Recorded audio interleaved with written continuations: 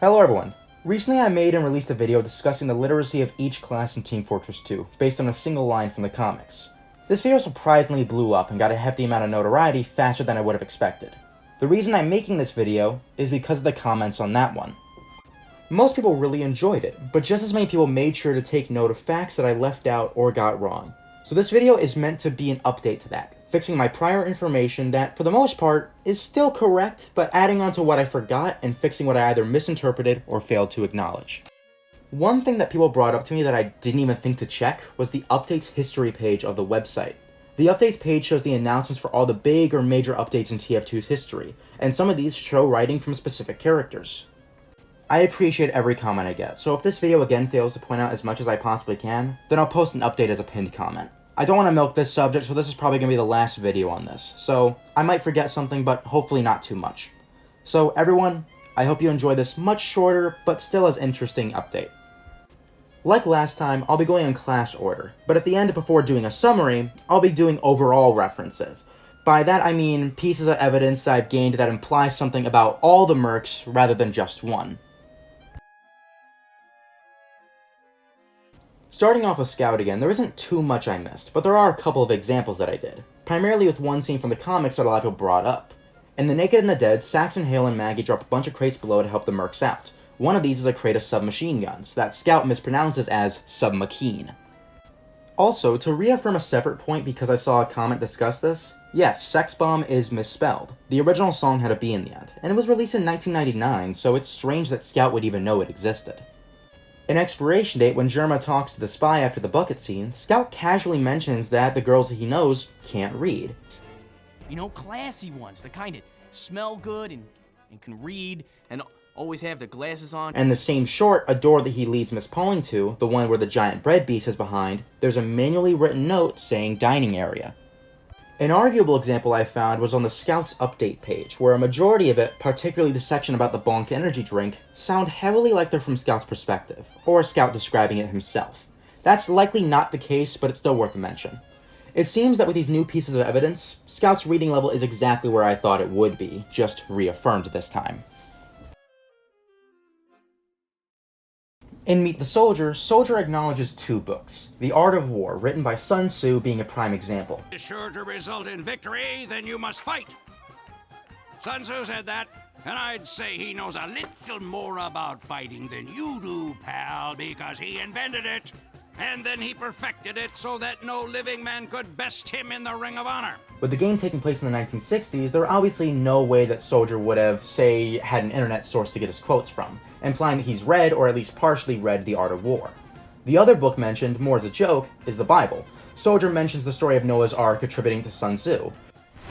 Then he used his fight money to buy 2 of every animal on Earth. And then he herded them onto a boat, and then he beat the crap out of every single one. With the time period, it would make sense that Soldier would know these stories, and could have been religious himself. On the TF2's website page for the Hatless update, Soldier is seen holding up plans that he seems to have made himself, due to him holding the pencil right in the same shot. For Man vs. Machine, there's an entire map called Decoy, which is shown to have been built by Soldier, and has plenty of painted words and phrases. In Ring of Fire, Soldier holds a touring service to display to visitors the American landscape, though the brochure says it's to show people the homes of celebrities.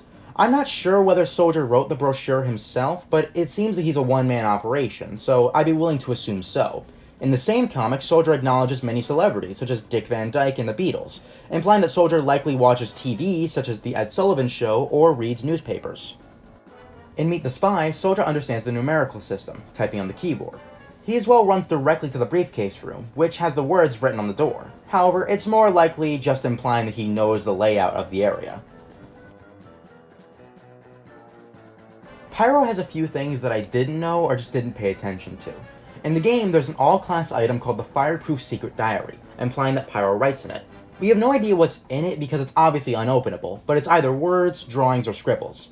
In Expiration Date, Pyro is also seen reading a magazine, so they're either actually reading it, or it could be a similar case to Ring of Fire where there's nothing actually there. In Ring of Fire, I should have also acknowledged what Pyro is doing in that building in the first place. They run a company, showing that they probably are smart or literate enough to be involved in some sort of business. So it's likely that Pyro is actually more literate than I thought before. I guess I just got hung up on the newspaper aspect. Later in Unhappy Returns, Pyro is also seen burning books. That doesn't really have anything to do with their literacy, I just thought it was funny. In Meet the Demoman, Demo has planning papers in front of him, possibly having drawn these himself like the soldier. In the same short, there's also a handwritten note next to these pages that says cordite. According to Wikipedia, cordite is a family of smokeless propellants developed and produced in the United Kingdom since 1889 to replace black powder as a military propellant. So he's possibly keeping track of what equipment that he needs. In my original video, I also mentioned how Demoman asked the Islander its name even though the name was on the crate. Someone in the comments pointed out that it's a possibility that Demo was actually asking its name because maybe it had a different name that was assigned to it. However, in Ring of Fire, we acknowledge that this is its actual name. Assumably Demo, who's friends with it, would likely know what it would wish to be called.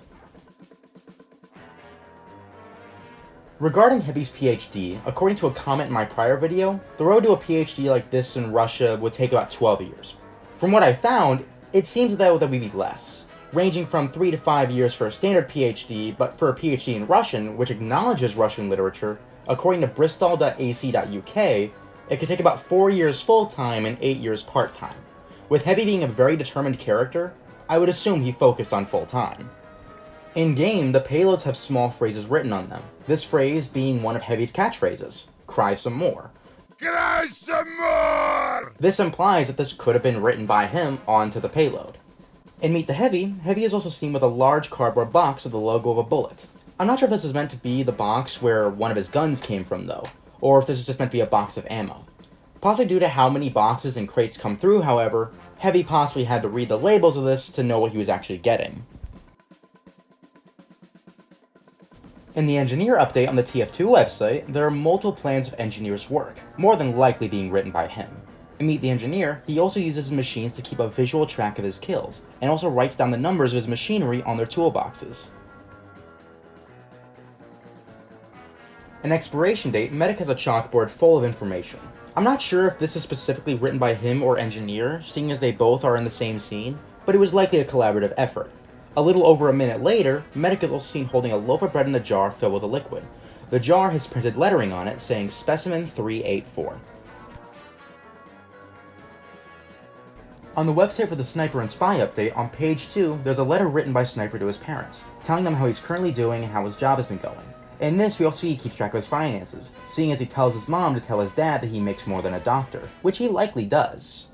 In Meet the Sniper, he makes the distinction between being a crazed gunman and being an assassin. He as well has a few what could be stickers in his car, and with some with words on them, and he as well drinks out of a mug that says #1 Sniper. Something I was made aware of as I was editing was a taunt for Sniper called Most Wanted, where Sniper crosses a name off his list.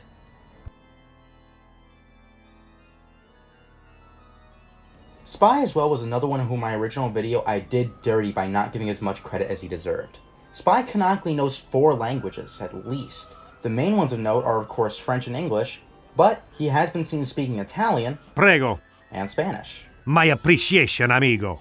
It's a possibility that he knows more. According to Google, he possibly knows Catalan, which is another European language, known in Italy, France, Spain, and Andorra. The last one is where it's the official language.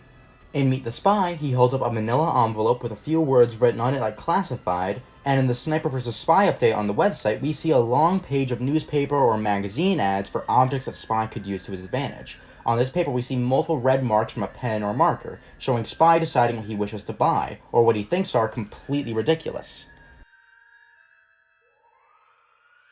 When it comes to some overall information for the characters, I found plenty of small details, but some that are probably inconsequential in the end.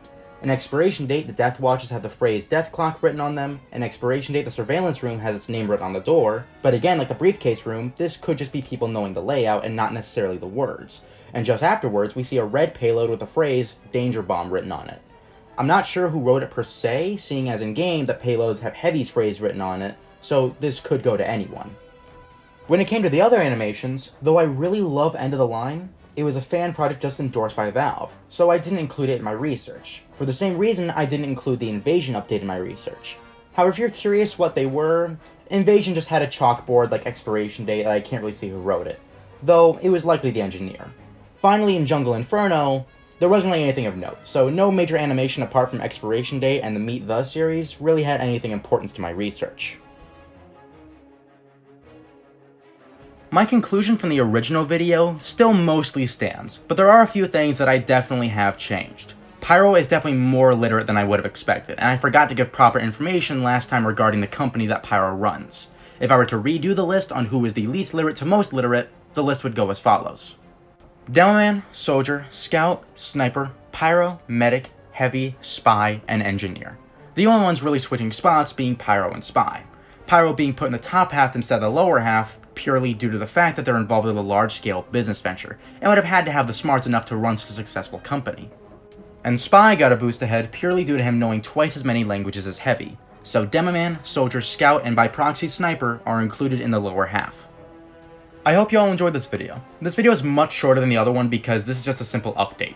My last video suddenly blew up completely unexpectedly, and due to the sudden influx of comments, I figured I would give an update to fix my prior lack of, or failure to include certain bits of information. Most of it didn't change my stance, but it was just still important enough that I felt I should include it. And a side note for some people watching, the reason I used both pronouns for Pyro in the last video was in reference to Meet the Pyro, where the subtitles refer to Pyro using both. But anyway, I'm more than ecstatic to see the support I've been getting from this video, and I hope that only I can make more content that you all enjoy. Thank you all for watching, everyone. Good evening, good afternoon, and good night. Yes, I'll try to be better at Sniper. I know that I suck.